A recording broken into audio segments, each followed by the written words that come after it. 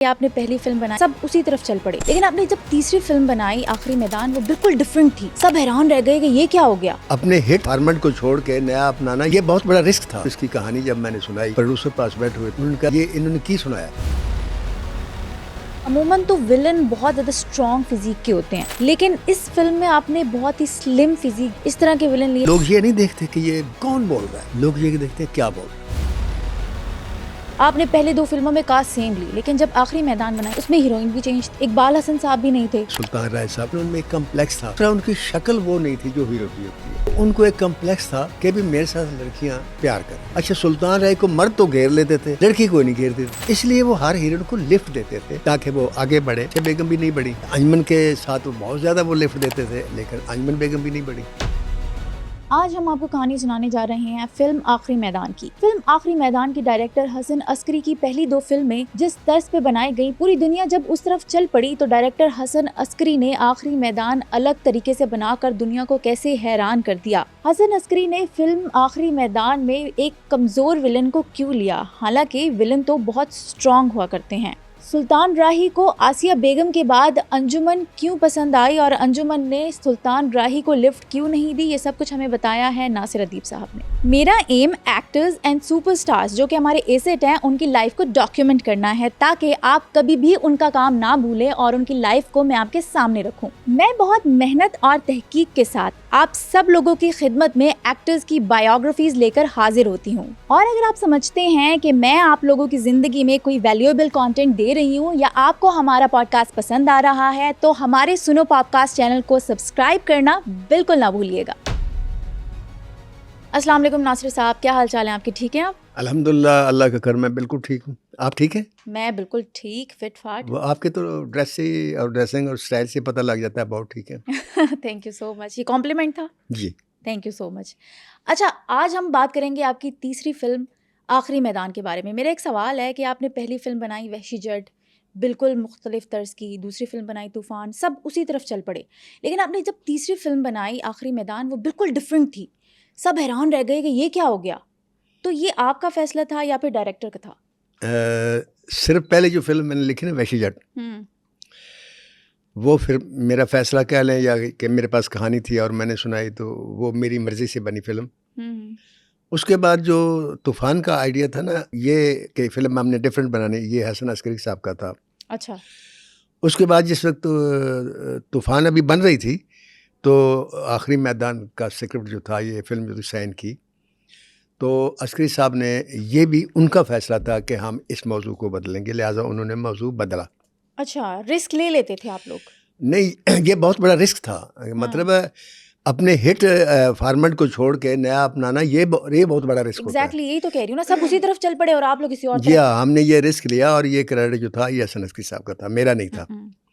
तो क्योंकि ये एक ऐसा मौजू था जो खुश्क था। खुश्क से मुराद ये कि कुछ मौजू होते हैं ना, कमर्शियल एंगल होते हैं, उसमें और भी मार्जिन होते हैं। तो बड़ा ही ड्राई मौजू था, और मौजू था एक जागीरदार और एक गरीब आदमी मुजारा। जागीरदार मुजारे पे तनवीर काज़मी साहब ने बहुत लिखा, लेकिन उनका स्टाइल कुछ और था। तो मुझे आगा साहब ने कहा, हसन अस्करी साहब ने, कि आप इस मौजू पे लिखें लेकिन डिफरेंट लिखें। मैंने कहा जी ठीक है, अल्लाह को से मांगता हूँ डिफरेंट। तो फिर मैंने लिखा तो बहुत डिफरेंट लिखा, और उस ड्राई मौजू को मैंने बड़े तरीके से कमर्शियल भी बनाया। तो लोगों ने लाइक किया और वो फिल्म सुपरहिट हुई। और ये मेरी देखें गुड लक, देखें मेरी खुशकिस्मती, देखें कि पहली मुकम्मल फिल्म वहशी जट एक बेस्ट राइटर का अवार्ड मिला, दूसरी फिल्म तूफ़ान आई बेस्ट राइटर का अवार्ड मिला, तीसरी फिल्म आखिरी मैदान है उस पर भी बेस्ट राइटर का अवार्ड। वाह माशाल्लाह, क्या बात। तो आखिरी मैदान जो थी ना, ये इस फिल्म के जो प्रोड्यूसर थे वो भी नए थे, फिल्म इंडस्ट्री में बिल्कुल नए आए थे, उनको नहीं पता था कि फिल्म क्या होती है या कैसे होता है। तो उन्होंने सबको हसन अस्करी साहब पर छोड़ा हुआ था और अस्करी साहब ने फिर मेरे ऊपर छोड़ा हुआ था। तो फिर हमने कहानी लिखी। ये 2 लफ्ज़ों की कहानी थी बेसिकली ये, लेकिन इसमें बड़े अजीब व गरीब किस्म के छोटे छोटे वाक़यात हुए जो बड़े इंटरेस्टिंग हैं। कि जिस वक्त ये फिल्म शुरू हुई ना, तो इसकी कहानी जब मैंने सुनाई तो जो प्रोड्यूसर पास बैठे हुए थे उन्होंने कहा जी ये इन्होंने की सुनाया है। یعنی یہ اس نے کیا سنا دیا؟ ہاں یعنی ان کو سمجھ ہی نہیں ہے کہ میں کہانی سنا رہا ہوں. اب کہانی میرے سنانے کا سٹائل یہ ہے کہ کٹ میں وہاں گئے، کٹ میں وہاں گئے، اچھا پھر ڈیزال کیا، پھر کٹ اچھا، میں مطلب وہاں، آپ ٹرانزیشنز بھی بتا دیتے ہیں ساتھ؟ پورا وہ ٹریٹمنٹ کے ساتھ سناتا ہوں. اوکے.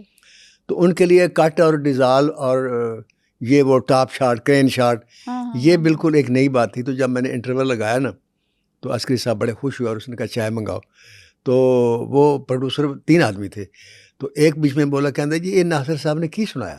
اچھا اوکے. ان کو یہی نہیں پتا چلا کہ میں نے فلم کی کہانی سنائی. تو جب ان کو عسکری صاحب نے سنایا، بتایا کہ یہ تمہاری فلم کی کہانی ہے، تو وہ بڑے حیران ہوئے. تو کہنا جی پھر سناؤ، کہ اب ہم اس حساب سے سنیں گے، ہمیں تو سمجھ ہی نہیں آئی. خیر وہ پھر دوبارہ تو نہیں سنائی. عسکری صاحب نے کہا نہیں سنانے کی ضرورت نہیں ہے، میں نے سن لی. ٹھیک.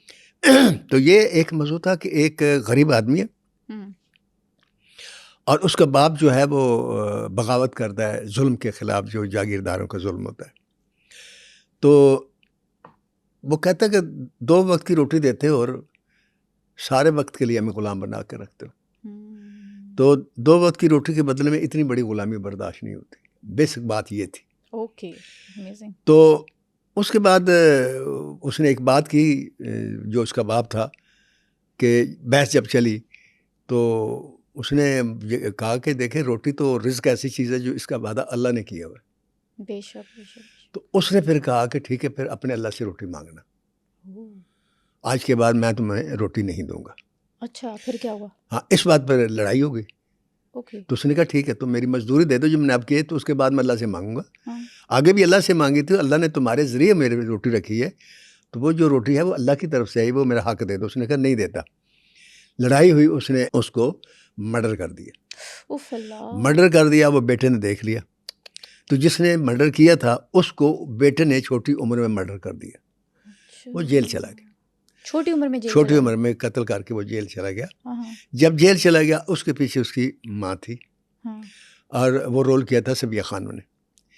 اچھا یہ بھی اس کہانی کا ایک بہت بڑا خوبصورت حصہ ہے کہ میں جب بچپن میں مجھے شوق تھا فلمیں دیکھنے کا، میں فلم رائٹر بننے کا شوق نہیں تھا، فلمیں دیکھنے کا شوق تھا. تو اس وقت میں نے فلم جو اپنی زندگی سب سے پہلی فلم دیکھی تھی وہ دلہ بھٹی دیکھی تھی. تو اس میں صبیہ خانم نے رول کیا تھا اور وہ مجھے بہت اچھی لگیں، اور میں ان کو دیکھنے کے لیے گھر سے چوری پیسے کر کے میں لاہور آ گیا. اور میں سارا دن ان کے گھر کے سامنے چھڑا میں رہتی تھی، کھڑا رہا. وہ مجھے نہیں ملی. وہ پھر گارڈ نے مجھے وہاں سے ہٹا دیا. ان کے گارڈ کھڑا تو اس نے کہا وہ گھر پہ نہیں ہے. میں واپس آ گیا. پھر اللہ کا قدرت ایسی ہوئی کہ یہ بات آپ کو سنا رہا ہوں اس واقعے سے جب آخری میدان شروع ہوئی تقریباً 30 سال پہلے کی بات. پھر اللہ نے مجھے رائٹر بنایا. تو عسکری صاحب نے جب وہ اسکرپٹ سنا تو اس میں نے ماں کا رول دانستہ بڑا اچھا لکھا تھا.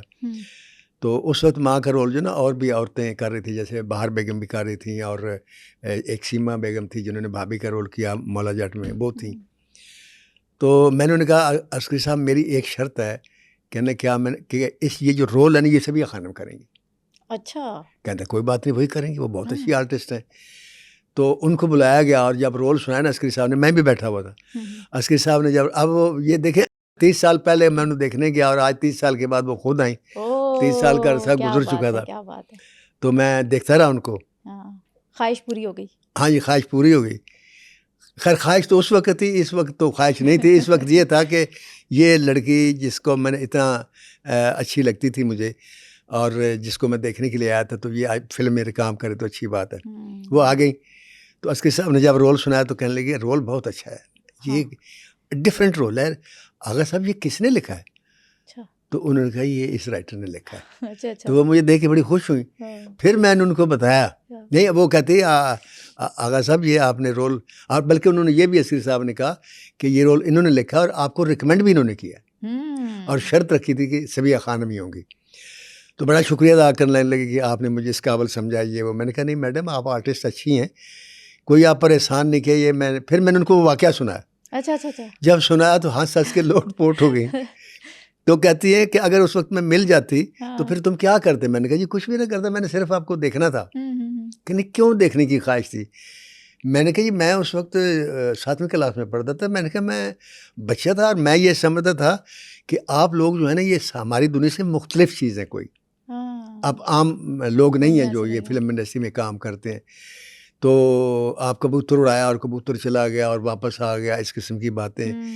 تو میں نے کہا میں نے صرف اس لیے دیکھنا تھا کہ آپ لوگ کیسے ہیں, کس طرح دکھتے تو ہیں. وہ کہتی نہیں ہم تو عام انسان ہیں. میں نے کہا جی وہ اب ہمیں پتہ چلا. تو ایک یہ واقعہ بھی اس کا بڑا امپارٹنٹ ہے. اور دوسرا ایک رول تھا صبیہ خانم کے بھائی کا, اور یوں کہہ لیں سلطان رائے نے وہ رول کیا تھا. سلطان رائے نے صبیہ خانم کا بیٹا تھا, تو اس کے ماموں تھے یہ افضال احمد. اس آدمی کا جو کام ہے نا افضال احمد, ویسے تو کمال آرٹسٹ ہے, اس نے ورسٹائل ایکٹر تھا.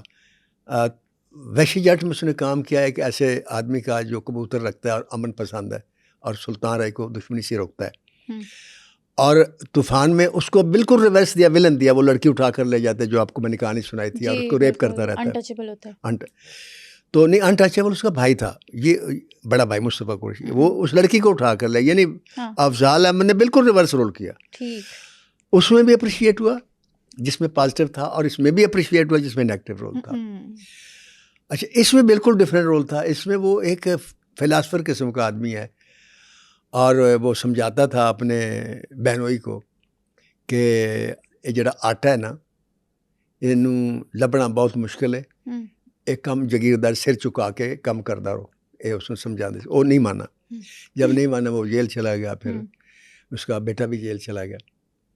تو اس کا ایک ڈائلاگ بڑا مشہور ہوا تھا پھر, کہ اپنی بہن سے کہندے کہ آٹا کی شے ادا لبنا دکھ, ادا منگنا دکھ, اور دکھ لگ جاندی. اس قسم کے بڑے مشہور ڈائلاگ ہوا پھر آٹے کے بارے میں. ہاں جی. تو اس طریقے سے یہ وہ میں بتا رہا تھا کہ وہ بچہ جیل چلا جاتا ہے. اس کے بعد جاگیردار جو آتا ہے وہ صبیہ خانم جو اس کی ماں, اس کو پکڑتا ہے اور پکڑ کے کہتا ہے آج سے تم ساری جاگیر کے جو ہمارے مظاہرے ہیں نا, اور ہمارا جو خاندان, اس کے لیے آٹا تم چکی پر پیسو گے. تو وہ دن رات چکی پیستی, اور چکی پیستے پیستے اس کے ہاتھوں میں چنڈیاں پڑ جاتی ہیں اور بوڑھی ہو جاتی ہے. اور ایک دن تھک کے نا وہ ماتھا ٹیکتی ہے اس کے اوپر, چکی کے اوپر, تو روتے ہوئے کہتی ہے کہ وے پتر ماں تھک گئی, اگر نہیں آویں گا تو ماں مر جائے گی, تو منگو کدوں آویں گا. تو ہم کٹ میں گئے تھے کہ منگو جو تھا وہ جیل سے باہر نکلا تو پورے ہاؤس کی کلیپ آئی تھی. منگو نام تھا سلطان رائے. اچھا, وہ جب آتا ہے تو جاگیر میں آتا ہے, تو جاگیر میں دیکھتا ہے کہ ایک باغ ہے, وہاں بگھی کھڑی ہوئی ہے اور سارے لوگ ہیں, اور وہ پیدل ہے, لاٹھی ہاتھ میں ہے. تو وہ پوچھتا ہے ایک آدمی سے کہ یہ جو بگھی ہے اگر کوئی شوان ہے تو مجھے بھی بٹھا لو. تو وہ لڑکی انہوں نے کہہ دی تو معمولی آدمی نہیں, یہ جاگیردار کی بیٹی کی بگھی ہے. اچھا. اور اس کے پاس کھڑا ہونا بھی منع ہے. کہتے کون سا جاگیردار؟ وہ اس کا نام بتاتی ہے. اچھا. یہ وہی جاگیردار ہوتا ہے جس نے اس کے باپ کو قتل کیا ہوتا ہے. اچھا اچھا اچھا. تو کہتا ہے اچھا یہ اس کی ہے. کہتا ہاں. تو وہ بگھی کے اوپر بیٹھ جاتا ہے خود اگلی سیٹ پہ. اب جب بیٹھتا ادھر سے آتے, یہ انجمن نے رول ادا کیا تھا, اور انجمن نے چھانٹا ہاتھ میں پکڑا ہوتا ہے اور اس کو مارنے لگتی ہے. تو وہ اس کو پکڑتا ہے اور پکڑ کے اٹھا کے زبردستی کوچوان کی سیٹ پر بٹھا دیتا ہے. کہتا ہے کوچوان برکت آنگا چلاؤ اور ہمیں لے چلو اپنی جاگیر میں. تو کہتی اس انجام جاننا, کہتی اتنے جیسے پہنچیں گا تو دیکھا جائے گا. تو وہ پھر جب اس نے کوچوان بنا کر چلی اور سلطان رائے یوں پیچھے بیٹھا, تو پھر لوگوں نے تالیاں بجانا شروع کر دی. اس کے بعد وہ جس وقت پہنچتا ہے جاگیر میں, تو سارے لوگ دیکھتے ہیں بڑی پریشانی سے کہ جاگیردانی اور کوچوان کی سیٹ پر اوپر ایک آدمی عجیب سا وحشی قسم کا آدمی ہے. اور تو بڑے لوگ حیران ہوئے, چوک میں آگے تھے. جاگیردار کو اندر نوکر نے اطلاع دے دی کہ جو آپ کی بیٹی اس کو تو کوچوان بنا ہوئے ایک آدمی آج چوک میں گھما رہا ہے گھوڑا. وہ آتا ہے غصے میں. اب وہ آمنے سامنے آتے ہیں. تو یہاں ایک دو ہی باتیں تھیں جن پہ میں سوچتا تھا کہ اس پہ اتنی کلیپ نہیں آئے گی, لیکن وہ جو لوگوں نے کلیپ کی تو مجھے پتہ چلا کہ لوگ کتنا انوالو ہو کر فلم کو دیکھتے ہیں اور سمجھتے ہیں کہ وہ جب آمنے سامنے آتے ہیں تو جاگیردار کہندا آسمان نو ہاتھ پان والیا جاننا کہ تو کی کیتا ہے. اچھا. دس کون ہے تو؟ کہندے جمیا جنتے سی. اس کی ماں کا نام جنت بی بی ہوتا ہے. کہندا جمیا جنتے سی پالیا تیری جاگیر نے, تے جوان مینو جیل نے کیتا ہے نا آپ بوجھ لے. تو اس کو بینگ پڑتا ہے. کہندا ہوئے تو منگو ہے؟ کہندا ہوئے میں منگو ہوں. تے او ہن ویکھدا کہ بڑا جابر ہو گیا. کہندا تو جاننا سی تیری ماں تے تیرے بعد کنے احسان کیتے نے. اچھا اب احسان جو تھے یہ تھے کہ اس کو چکی پلاتا تھا. تو اس کے جواب میں منگونا کا میں نے جملہ لکھا تھا کہندا ہے ایک ایک کر کے تیرے سارے احسان لا دیا گا. پورے ہاؤس نکلا ہے کہ اس نے وہ احسان کس انداز سے ہوتا ہے. یہاں پھر فائٹ ہوتی ہے. پھر آخر کار خیر وہ اپنا حق جو ہے وہ روٹی وہ صرف اپنے لیے نہیں بدلے پوری جاگیر کے مظاہرے کے لیے روٹی کو آزاد کرتا ہے. وہ کہتا ہے کہ روٹی کھوا کے تسی کسی غلام نہیں بنا سکتے. روٹی اللہ کا ایک رزق ہے اور اس نے نصیب میں جس کے لکھا اس کو پہنچاتا ہے. اگر آپ کے ذریعے پہنچاتا ہے تو آپ خدا کا شکر ادا کریں کہ اللہ نے آپ کو اس قابل کیا. غرور نہ کریں. روٹی روکے مت بالکل, کیونکہ اگر آپ نے روک لی تو پھر گڑبڑ ہو جائے گی. تو اس روکنے سے ایک واقعہ یاد ہے, وہ بھی آپ کے ساتھ شیئر کرتا ہوں. اکثر کیا ہوتا ہے کہ مثلا آپ ہے نا, آپ میری مدد کرتی ہیں کہ میں غریب آدمی اور آپ مجھے ہر مہینے 15,000 روپیہ دیتے ہیں کہ میرے بچوں کا راشن چلے گا. اب ایک مقام ایسا آتا ہے کہ میں کوئی غلط بات کرتا ہوں آپ کے بارے میں, آپ کی برائیاں کرتا ہوں اور کہتا ہوں یہ لڑکی تو بہت بری ہے, فلاں ہے, یہ ہے, وہ ہے, آپ کی کردار کشی کرتا ہوں. تو آپ غصے میں آ کے سب سے پہلا کام جو کریں گی نا, مجھے جتلائیں گی, مجھے تانا دیں گی, گالیاں دیں گی کہ میں آپ کو روٹی کھلاتی رہی, اور اس کے بعد میرا وہ خرچہ بند کر دیں گی. ایسے ہی ہوتا ہے اور ایسے عموماً ہوتا ہے. اور یہ بہت بڑا گناہ, یہ کیسی بات ہے. یہ میں آپ کو واقعہ بتاتا ہوں کہ حضرت ابوبکر صدیق تھے نا, ان کی بیٹی پر جس آدمی نے الزام لگایا تھا نا, اس کے گھر کا خرچہ حضرت ابوبکر صدیق دیا کرتے تھے. تو جس وقت اس نے یہ الزام لگایا تو انہوں نے بھی پہلا کام یہی کیا کہ تم احسان فراموش ہو, آج سے میں تمہارے گھر کا خرچہ نہیں دوں گا. تو آیت نازل ہوئی کہ ایسا نہیں کر سکتے تم. تو کہنے کا مقصد یہ ہے کہ روٹی اگر اللہ نے آپ کے ہاتھ میں کسی کی دے دی ہے, آپ دیکھیں کتنے لوگ ہیں جو ملازمین کو تنخواہیں نہیں دیتے یا بہت لیٹ دیتے ہیں. بالکل یہ گناہ ہے, اس لیے کہ آپ نے پہلی کو تنخواہ دینی ہے کسی کی, اس نے پہلی کو کسی کے پیسے دینے ہیں, بچوں کی فیس دینی ہے, گھر کا کرایہ دینا ہے, بل دینا ہے. آپ پہلی کو نہیں دیتے, دے دیں گے 10 نو دیتی, 12 نو دیتی, 15 نو دیتی, تو وہ ذلیل ہوتا ہے. پھر اس کو مال کے مکان بھی ذلیل کرتا ہے, بجلی کٹ جاتی ہے, پرابلم ہوتے ہیں. ان سارا گناہ جو ہے نا وہ اس پہ آتا ہے جو اس کی تنخواہ کو لیٹ کرتا ہے. کہ اللہ تعالیٰ نے آپ کو یہ مقام دے دیا کہ آپ کی وجہ سے کچھ لوگ روٹی کھائیں گے, رزق لیں گے, آپ ان کا رزق پہنچائیں. یہی بیسک کہانی تھی آخری میدان کی.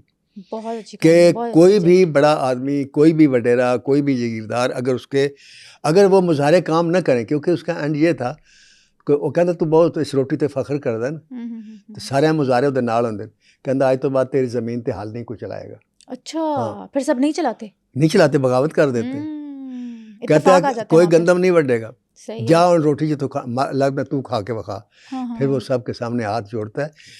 تو وہاں پھر وہ کہتا ہے کہ آج مجھے احساس ہوا ہے کہ اللہ تعالیٰ نے مجھے یہ مقام دیا تھا, اور اگر اس میں غداری کروں گا تو پھر, یا میں بے ایمانی کروں گا تو اللہ میرے سے یہ مقام چھین لے گا. اور اکثر ایسا ہوتا ہے. یہ بڑے لوگ میں اپنے شعبے کی مثال دیتا ہوں. ہمارے شعبے میں بڑے بڑے ڈائریکٹر سپر ہٹ ہوتے ہیں, آپ نے دیکھا ہوگا. ان کی ہسٹری پڑھیں, ایک فلم آئی سپر ہٹ, دوسری آئی سپر ہٹ, اس کے بعد فلاپ ہو جاتے ہیں, حتیٰ کہ ان کو لوگ کام نہیں دیتے. اچھا اس کی کیا وجہ ہوتی ہے کہ سپر ہٹ ہونے کے بعد وہ اس کرسی پر بیٹھ کر لوگوں کی عزتوں سے کھیلتا ہے. ہاں میں آپ کو کام دوں گا, میرے یہ کام کر دیں. کسی سے پیسے مانگنا, کسی سے کچھ مانگنا, بلیک میلنگ کرنا, پھر اللہ تعالیٰ وہ مقام چھین لیتا ہے. یہ بہت بڑا کبیرہ گناہ ہے کہ آپ, اور اصل جو ہے نا امتحان, آپ کہتے ہیں میں چور نہیں ہوں. میں کہتا ہوں چور وہ نہیں ہے جس کو ایک رات کسی کی تجوری ملے نوٹوں سے بھری ہوئی, اور اس وقت گھر میں کوئی بھی نہ ہو, تجوری کھلی ہو, پھر آپ اس میں سے پیسے چرا کے نہ بھاگے اور اس تجوری کو بند کر دیں, تو آپ کہہ سکتی ہیں میں چور نہیں. چوری کا موقع ملے اور آپ چوری نہ کریں پھر بات ہے. تو اللہ تعالیٰ آپ کو اگر مقام دیتا ہے, طاقت دیتا ہے, اقتدار دیتا ہے, آپ اس سے ناجائز فائدہ اٹھاتے ہیں, لوگوں کو تنگ کرتے ہیں, ذلیل کرتے ہیں, ناجائز کام لیتے ہیں, بلیک میل کرتے ہیں, اس کا بڑا سخت حساب ہے. مطلب آخری میدان کی کہانی ٹوٹلی ایموشنل تھی. جی, جذبات سے. جذبات کا. ایکشن تھرلر نہیں تھی. اچھا مجھے یہ بتائیں کہ عموماً تو ولن بہت زیادہ اسٹرانگ فزیک کے ہوتے ہیں, لیکن اس فلم میں آپ نے بہت ہی سلم فزیک, جیسے کہ آپ کی فزیک ہے, اس طرح کے ولن لیے جن کا نام ریحان تھا. یہ انتخاب بھی حسن عسکری صاحب کا تھا اور یہ کریڈٹ انہیں کو جاتا ہے. یہ بات میں نے ان سے کی تھی. اچھا. میں نے کہا دیکھیں ویشی جٹ میں الیاس کشمیری ایک بہت بڑھ کے 7 فٹ کا آدمی, اتنا موٹا تازہ وہ تھا. ساتھ جگی ملک تھا. جگی ملک تھا. مصطفیٰ قریشی صاحب بھی تھے. نہیں وہ طوفان نہیں میں. تھے. یہ طوفان میں مصطفیٰ قریشی صاحب تھے, وہ ان سے بڑے آرٹسٹ ہم نے لیے. تو میں نے کہا یہ آخری میدان میں آغا صاحب آپ نے یہ وہی میں نے کہا آپ نے ناصر ادیب کو ولن لے لیے, تو یہ تو کوئی بات نہ ہوئی. تو انہوں نے مجھے ایک بات کی تھی. انہوں نے کہا بات سنیں, ہم انگلش فلمیں دیکھتے ہیں اور بعض دفعہ ایک انڈیا کی فلم کی انہوں نے مثال دی. انڈیا میں ایک آدمی ہے, میں اس کا نام بھول گیا, وہ اتنا سا قد ہے اس کا, اچھا بہت چھوٹا قد ہے. اس نے 2-3 فلمیں کی, اس میں ولن کا رول کر دیا اور اس نے نچا دیا پوری فلم میں. اچھا. ہیرو کو. ہاں جی. نواز الدین صدیقی؟ نہیں وہ نواز صدیقی اور ہے, سامنے سے رنگ کا ہے, چھوٹے سے قد کا ہے. تو اس نے کہا ولن کوئی ضروری نہیں ہے. پھر اس نے مجھے مثال دی. اس نے کہا دیکھیں بڑے بڑے لوگ ولن کا رول کرتے ہیں. اس میں گبر سنگھ کا انہوں نے حوالہ دیا, شعلے کا. تو اس نے کہا اس کے بعد گبر سنگھ نے کوئی ایسی مار کا تلافارہ فلم نہیں کی, کچھ نہیں لیا. مجھے کہنے لگا کہ بات یہ لوگ یہ نہیں دیکھتے کہ یہ کون بول رہا ہے, لوگ یہ دیکھتے ہیں کیا بول رہا ہے. تم جملے ایسے لکھو کہ لوگ اس کو مان لیں کہ وہ ولن. تو وہ جو جملہ تھا نا اس کا کہ جا پھر روٹی پھر آپ کو کھا لے, تو یہ ایک کمزور آدمی بول سکتا ہے جس کو پتا میرے پیچھے آدمی کھڑے ہوئے. تو لوگوں نے پھر اپروو کیا. تو وہاں سے پتہ چلا کہ اصل کریکٹر جو بنتا ہے وہ اپنی زبان سے بنتا ہے. جس کا سب سے مشہور جو فلم ہے مولا جٹ, اس میں نوری ناتھ کی اگر زبان اسے منہ سے چھین لیں تو وہ کچھ بھی نہیں. وہ مکالمے تھے جنہوں نے اس کو کہیں سے کہیں پہنچا دی. تو یہ وجہ تھی کہ انہوں نے ریحان کو لیا اور یہ انہیں کا انتخاب تھا. اچھا. اور اس میں کامیاب ہوئے. لوگوں نے ریحان کو پھر بعد میں بہت ساری فلمیں کی انہوں نے. اچھا. جی ہاں. نائس.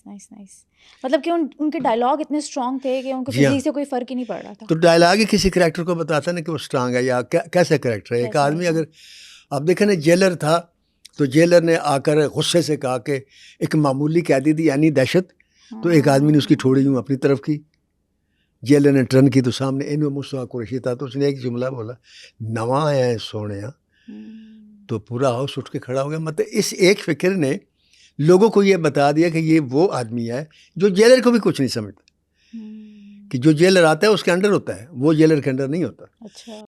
تو زبان جو ہے وہ کریکٹر کو واضح کرتی ہے, وہ یہ چھوٹا بنا دیتی ہے, وہی بڑا بنا دیتی ہے. عام لائف میں لے لیں, آپ کسی محفل میں بیٹھے ہوئے اچھی گفتگو کریں گے, آپ کے بارے میں تاثر اچھا ہوگا. آپ عجیب و غریب قسم کی گفتگو کریں, لوگ کہیں گے سائیکو ہے. آپ اگر ولگر گفتگو کریں گے, لوگ کہیں گے یہ کریکٹر کی اچھی نہیں ہے. تو جو آپ کی زبان ہے, جو آپ بولتے ہیں نا, وہ میٹر کرتا ہے. بے شک, بالکل ٹھیک ہے. کون بولتا ہے یہ کوئی میٹر نہیں کرتا. بعض دفعہ بڑے بدصورت لوگ بہت خوبصورت بات کرتے ہیں, بعض دفعہ بڑے خوبصورت لوگ بڑی بدصورت بات کرتے ہیں. بالکل. اچھا سر, آپ کی جب پہلی 2 فلمیں ہٹ ہوئیں, اس کے بعد عموماً لوگ کہتے ہیں کہ بھیڑ چال شروع ہو جاتی ہے, لوگ کہانی بھی اس طرح کی بناتے ہیں, کاسٹ بھی سیم لے لیتے ہیں. جی آپ نے پہلے 2 فلموں میں کاسٹ سیم لی, لیکن جب آخری میدان بنائی اپنی تیسری فلم, اس میں ہیروئن بھی چینج تھی, آسیہ بیگم نہیں تھی, اقبال حسن صاحب بھی نہیں تھے. تو یہ بھی آپ کا ہی فیصلہ تھا؟ نہیں, اقبال حسن نہیں تھے, وہ تو اس لیے نہیں تھے کہ فلم میں کریکٹر نہیں تھا. لیکن جو انجمن کو لیا آسیہ بیگم کے مقابلے میں, اس کی ایک وجہ تھی, وہ عسکری صاحب کی ہی ڈیسیژن تھا. اور اس کی وجہ یہ تھی وہ چونکہ ایک جاگیردارنی کا رول تھا, جس کا بڑا روب ہوتا ہے, جس کو صحیح جٹی ہوتی ہے. اور جب آپ کو پتہ ہے جاگیردارنیاں یا یہ وڈیروں کی جو بیٹیاں ہوتی ہیں, آپ اکثر دیکھیں یہ موٹی ہوتی ہیں, کیونکہ کھانا پینا, کوئی فکر فاقہ, کوئی ٹینشن ان کو ہوتی نہیں, اور جگانے والا بھی کوئی نہیں ہوتا. جس وقت مرضی ہو سو گئے, جتنا مرضی ہو سوئے رہے, وہ کام بھی کوئی نہیں کرنا ہوتا. تو اس وجہ سے پھر انہوں نے کہا کہ یار جو جاگیردارنیاں نا, یہ ایسی لینی چاہیے جو موٹی تازی ہو, ذرا صحیح ہو. تو پھر انجمن کا انتخاب کیا. قد بھی بہت لمبا تھا اور آواز بھی ذرا گرینجر تھا. تو حالانکہ اس وقت وہ کوئی سپر ہٹ اسٹار نہیں تھی اتنی. اچھا. ہاں, لیکن وہ پھر آخری میدان کے بعد پھر وہ اللہ نے ان کو سپر اسٹار بھی کر دی. اچھا, آخری میدان فلم کے سیٹ پہ کیسے کیسے مزے کی کہانیاں ہوئیں, کیسے کیسے شاکنگ کہانیاں ہوئی, ہم سے شیئر کریں. مزے کی کہانیاں تو دیکھیں ہر دفعہ ہوتی ہیں, لیکن پھر بات وہی آ جاتی ہے کہ تاریخ بڑی ظالم ہے، جب بیان کرتے ہیں تو لوگوں کو تکلیف بھی ہوتی ہے اور لوگ ہمارے خلاف بولنا شروع کر دیتے ہیں. اور اگر ہم ان کہانیوں کو لے کر بیٹھیں گے تو بات کہیں آگے نہ چلی جائے. آپ تھوڑا سا اس سلسلے میں میرا ساتھ دے سکتی ہیں؟ بالکل دے سکتی ہوں، کیوں نہیں دے سکتی. اس سلسلے میں سب سے بڑی کہانی آخری میدان کے سلسلے میں یہ ہوئی تھی کہ جو انجمن بیگم تھی، نئی نئی آئی تھیں اور بہت خوبصورت تھیں، قد بھی بہت بڑا تھا اور سب کچھ تھا. تو اللہ غریق رحمت کرے، سلطان رائے صاحب کردار کے بہت اچھے تھے. وہ کبھی میں نے زندگی میں نہیں سنا کہ انہیں کہ کسی لڑکی کے ساتھ کسی قسم کا کوئی غلط تعلق ہو یا وہ، لیکن ان میں ایک کمپلیکس تھا. وہ کمپلیکس یہ تھا کہ ایک تو ان کی عمر وہ نوجوانی کی نہیں تھی جو ہیرو کی عمر ہوتی ہے، دوسرا ان کی شکل وہ نہیں تھی جو ہیرو کی ہوتی ہے. اب ہیرو یونانی زبان کا لفظ ہے اور ہیرو کا مطلب ہے خوبصورت ترین مرد، اور ہیرون کا مطلب ہے خوبصورت ترین لڑکی. تو جب بھی فلم بنتی ہے تو ہیرو خوبصورت لیا جاتا ہے اور لڑکی بھی خوبصورت لی جاتی ہے. بہت کم ایسا ہوتا ہے کہ عام شکل کا آدمی کوئی ہیرو ہو، لیکن سلطان رہ چکے عام شکل سے بھی تھوڑا سا نیچے کے آدمی تھے. تو ان کو ایک کمپلیکس تھا کہ بھی میرے ساتھ لڑکیاں پیار کریں. اس سے پہلے جو وہ دیکھ چکے تھے، وحید مراد کو دیکھ چکے تھے، ندیم صاحب کو دیکھ چکے تھے اور اسلم پرویز صاحب کو دیکھ چکے تھے. تو یہ وہ ہیرو تھے جن کے ساتھ بڑی بڑی ہیروئن اٹیچ تھیں اور ان کے ساتھ افیئر بھی ہوتے تھے، پیار بھی ہوتا تھا. اور پھر یہ بھی تھا کہ ان کو پھر جب جاتے تھے فیلڈ میں تو لڑکیاں گھیر لیتی تھیں کالج کی، یہ وہ فینز ہوتی تھی جو ایئرپورٹ پہ کہیں بھی. اچھا سلطان رائے کو مرد تو گھیر لیتے تھے، لڑکی کوئی نہیں گھیرتی تھی. اچھا سچ میں نہیں گھیرتی تھی؟ ہاں مرد ایکٹنگ کی بھی فین نہیں تھی. ایکٹر کے فین دیکھیں، مین اورینٹڈ جو فلم ہوتی ہے ان کو عورتیں بہت کم دیکھتی ہیں. عورتیں وومن اورینٹڈ فلمیں دیکھتی ہیں جو گھریلو موضوع پر بنی ہوں. میری جو فلمیں ہوتی تھی وہ مین اورینٹڈ فلم ہوتی تھی. اس میں عورتوں کے مثالہ کہہ لے یا ان کے پرابلم میں ڈسکس نہیں کرتا تھا. صحیح ہو گیا. اس کی ایک وجہ ہے کہ عورتوں کے جو پرابلم اور مسائل ہیں نا، ان کو بھی اگر صحیح طریقے سے ڈسکس کیا جائے تو کنٹروورسی ہو جاتی ہے، لہٰذا میں اس کو اوائڈ کرتا تھا. اوکے. اور میں سمجھتا ہوں کہ عورت جو ہے نا وہ کسی بھی قسم کی وہ قابل احترام ہے، اس کو عزت کرنی چاہیے، بس اتنی سی بات مجھے پتہ ہے. تو میں اپنی فلم میں وہ عورت کو اس طریقے سے نہیں لے کے آتا تھا. تو میری فلمیں عورتیں بہت کم دیکھتی تھیں. چند فلمیں جو میری فلموں کو عورتوں نے دیکھا، ورنہ مرد ہی دیکھتے تھے.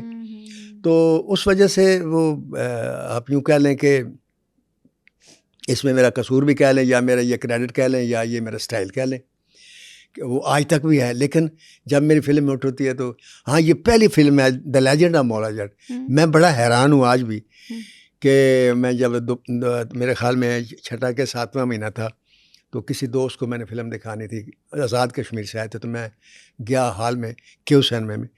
تو آپ یقین کریں میں نے سیٹوں پر دیکھا تو اس میں ہاؤس فل تھا اور اس میں 70% عورتیں اور بچے تھے. Very nice. حالانکہ اس میں ایکشن بھی تھا، اس میں مرڈر بھی تھا، اس میں بہت کچھ تھا. اس فلم میں مجھے بعد میں پتہ ہے، میں سوچتا رہا کہ عورتیں اور بچے کیوں آئے. اچھا کیوں آئے تھے؟ اس میں 2 بچے تھے جن کا آپس میں رول تھا. وہ پوری 1-2 ریل کے بچے تھے. جو ایک ہیرو کا جو فواد خان کا بچپن تھا اور ایک اور جو اس کا دوست تھا اس کا بچپن تھا. تو وہ لوگوں نے بڑا انجوائے کیا.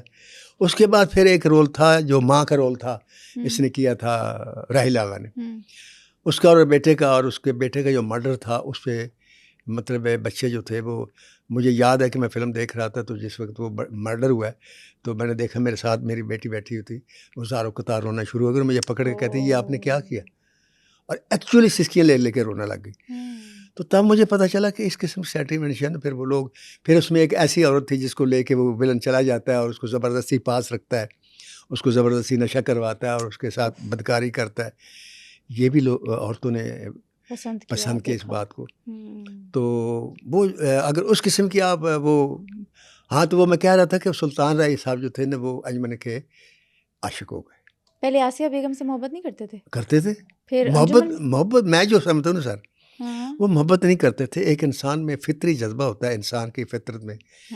میں آپ سے بھی معافی چاہتا ہوں، آپ لڑکی ہیں، کہ لڑکی بھی یہ چاہتی ہے کہ وہ جس محفل میں جائے نا لوگ اسے دیکھیں. یہ نہیں چاہتی کہ بری نظر سے دیکھیں. یہ ضرور چاہتی ہے کہ لوگ مجھے دیکھیں، میری تعریف کریں، خواہ وہ لڑکی ہو خواہ وہ مرد بھی یہی چاہتا ہے جب وہ لڑکیوں کی محفل میں جائے، ایکسپیکٹ کرتا ہے کہ لڑکیاں اسے لفٹ دے یا کم از کم دیکھیں. تو ایسے بہت کم مرد ہوتے ہیں کہ جو کسی محفل میں جاتے ہیں تو لڑکیاں اٹریکٹ ہوتی ہیں. لڑکیاں بھی ایسی کم ہوتی ہیں کسی محفل میں جائیں مردوں کو اٹریکٹ کم کرتی ہیں. تو سلطان رائے مرحوم اٹریکٹ ہوتے تھے فطری طور پر، عاشق نہیں ہوتے تھے.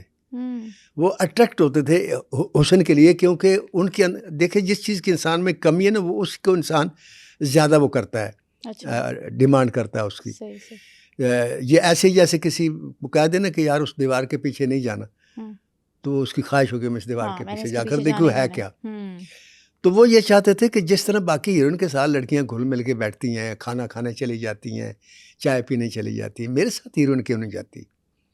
تو اس لیے وہ ہر ہیروئن کو لفٹ دیتے تھے تاکہ وہ آگے بڑھے. لیکن کوئی ہیروئن بڑھتی نہیں تھی. وہ آسیہ بیگم بھی نہیں بڑھی.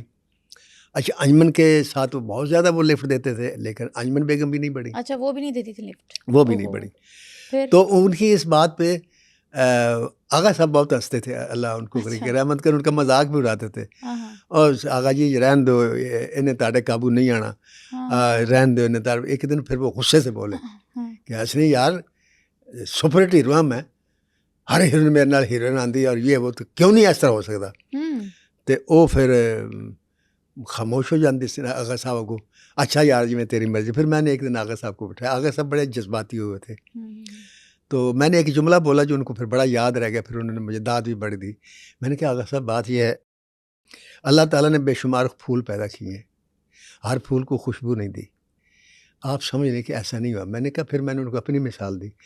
میں نے کہا میری تو شکل بھی اچھی ہے، میری عمر بھی ہے، میں کالج کا اسٹوڈنٹ تھا، بہترین ڈبیٹر تھا، ٹاپر تھا، اچھی فیملی سے تھا اور غریب بھی نہیں تھا. میں نے کہا مجھے بھی آج تک کسی لڑکے نے وش نہیں کیا. میں نے کہا یا پاکستان فلم انڈسٹری میں بھی کسی نے وش نہیں کیا. تو میں نے کہا یہ ایک چیز آپ خدا کا شکر ادا کریں اللہ تعالیٰ کہ آپ نیک آدمی، کہ اگر ہو سکتا ہے کوئی لڑکی آپ کو وش کرتی تھی آپ کہیں بھٹک جاتے. صحیح بات ہے. تو ایک تو یہ واقعہ مجھے یاد ہے. اور ایک جو ریحان تھے اللہ ان کو رحمت کرے، تو وہ ایک بس بات سے بہت پریشان تھے. کہندے مجھے بلا لیا ایک دن، آغا صاحب بھی تھے. کہندے جی آپ دونوں نے میرے ساتھ بڑی زیادتی کی. میں نے کہا جی کیا کیا؟ کہندہ میں بڑا خوش ہوا جب پہلی ریل چلی کہ میرا حکومت ہے، ہر ایک کو میں نیچے دبا کے رکھا ہوا ہے، یہ ہے وہ ہے فلاں ہے. کہندہ اس کے بعد ساری فلم جو تسی میری ایسی تیسی پہ میری بیٹی کو کسی نے کوچمان بنا لیا، میری بیٹی کو وہ لے گیا، مجھے بھی کوئی لفٹ نہیں ہے اور ذلیل کرتے ہیں. میں ادھر جاتا ہوں وہاں سے ذلیل ہو کے ادھر، اور آخر کار میں ہاتھ کھڑے کر دیتا ہوں. تو یہ کیا آپ نے مجھے رول دیا؟ تو پھر میں نے بتایا، میں نے کہا ریحان صاحب یہی وہ رول ہے جس کو دیکھنے کے بعد آپ کو آئندہ فلمیں ملیں گی انشاءاللہ، یہ یاد رکھنا. اور ایسے ہی ہوا، پھر ان کو فلمیں ملیں. بالکل. تو ایک واقعہ اس میں یہ ہوا کہ ہم گاڑی میں جا رہے تھے اور وہ تینوں پروڈیوسر جو تھے وہ بیٹھے ہوئے تھے. دو آگے تھے تو ایک پیچھے تھا، وہ میرے ساتھ بیٹھا ہوا. اب جو دو آگے تھے ایک گاڑی چلا رہا تھا، ان کا نام تھا آصف نقوی. ان کے ساتھ جو تھے ان کا نام میں بھول گیا ہوں جنہوں نے یہ بات کی تھی. ایک پیچھے تھا اس کا نام افضل تھا. یہ پراپرٹی ڈیلر تھے دونوں. وہ آصف نقوی پراپرٹی ڈیلر نہیں تھے. خیر وہ جاتے نا چلتے چلتے وہ کہتے ہیں اچھا میں نے نا وہاں بیٹھے ہوئے تھے تو میں نے ایسی وہ کہا، میں نے کہا یار میں نے پہلے کھانا کھانا ہے، بھوک لگی ہوئی تھی. بھوک لگی ہوئی ہے تو میں کھانا پروڈیوسر سے نہیں کھاتا تھا. تو میں نے کہا آپ میرا ویٹ کر لیں، میں کھانا کھا کر رہتا ہوں. اچھا اپنی جیب سے کھاتا؟ ہاں میں گیا، میں کھانا کھا کے لکشمی چوک سے. تو کافی دیر ہو گئی. جب واپس آیا تو وہ پروڈیوسر کافی، جو میں نے بتایا نہیں جس نے بات کی وہ اس نے کافی فیل کیا. ہاں خیر اس کے بعد گاڑی میں بیٹھ گئے. اب جب گاڑی چل پڑی، کلاسک بات یہ کہ اس کو یہ ذہن میں نہیں رہا کہ بھائی میں پیچھے بیٹھا ہوں. پتہ نہیں اس کو غصہ زیادہ چاہیے تو وہ ساتھ بیٹھے آصف نقوی سے کہتا ہے، کہندا یار ساری ٹیم جڑی نے بہت اچھی پر رائٹر مینوں پسند نہیں ہے گا. اچھا میں دیکھا آصف نقوی نے آہستہ جان کر کے ان کو نہیں ماری، وہ پھر بھی نہیں سمجھا. تو وہ کہندا کہ دیکھو نا یار میں روٹی کھانی ہے، وہ مقصد اسی کہ اسی روٹی منگا کے دئیے، مینوں مفت بر لگا ہے، اسی نہیں منگا کے دیتی تو اتوں لے کے آؤ. پھر آصف نقوی نے کیا بواس نہ کر پیچھے بیٹھا ہو. تو ویکھ کے نا تو میں نے کہا میں کہڑا کوئی سچی مچی کہہ رہا تھا، میں بھی تو انہوں سنا کے مذاق کر رہا تھا. اچھا لیکن وہ کہہ سچ رہے تھے. کہہ سچ رہے پھر کیا ہوا؟ آصف نقوی نے کیا کہ یار میں پھر انہوں نے کہا، میں کہا بات یہ ہے کہ یہ بات جو ہے نا، یہ مجھے جب میں صحافی تھا تب سے مجھے پتہ ہے کہ رائٹر کی روٹی جو ہے یا مانگنا جو ہے نا، یہ پروڈیوسر کو بہت کھٹکتی ہے. لیکن کوئی لڑکی اگر آ جائے یا ہیروئن آ جائے تو اس کو دل کرتا ہے میں سارا کچھ اس کے آگے رکھ دوں. تو میں نے کہا تب سے میں نے فیصلہ کیا تھا میں پروڈیوسر کے گھر سے روٹی نہیں کھاؤں گا. تو میں روٹی نہیں کھاتا کس سے. میں نے کہا یہ اپنے آصف نقوی سے پوچھے کبھی کھائیے. میں نے کہا میں اپنے پاس سے کھاتا ہوں. تو اس طریقے سے پھر وہ بات کر رہی. مطلب ہر فلم جو ہے نا کچھ نہ کچھ انسان کو دے جاتی ہے، یا اچھا سبق دے جاتی ہے یا برا سبق دے جاتی ہے. تو یہ جو اچھا پھر وہ فلم جب لگی تو اس وقت مجھے یہ پتہ چل گیا تھا فلم ہٹ کیسے ہوتی ہے، فلاپ کیسے ہوتی ہے. کیونکہ ویسی جٹ میں بھی مجھے پتہ نہیں تھا. پھر طوفان میں سمجھ آ گیا. ہاں طوفان میں سمجھ آ گیا. ہاں پہلے شو پہ پتہ چل گیا کہ ہٹ ہے. اب آخری میدان جب ہم نے فلم دیکھی نا تو جیسے میں نے آپ کو بتایا نا اس کا موضوع ڈرائی تھا.